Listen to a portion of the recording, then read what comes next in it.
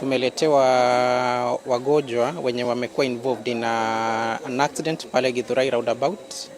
In total tumereceive wagonjwa 10. Mmoja amekuja akiwa critical, we've tried resuscitating, but unfortunately we've lost the patients.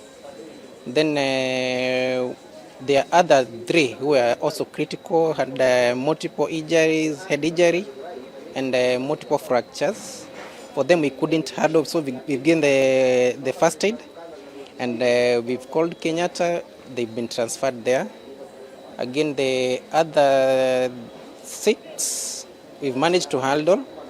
One of them is one of our doctors who have been involved also, who we've referred for a CT scan at St. Francis, so we are still monitoring her progress. Sisi tulikuwa upande wa Githurai, the other Githurai side 45, ambapo tulisikia sauti kubwa na tukaweza kufika mahali pale, tukapata kuna watu walikuwa wamefinyiriwa kwa roundabout, so we had to tukaweza kurusha Nissan moja kui turn over, ndio tukaweza kusaidia wenye walikuwa wameathiriwa na ile ajali.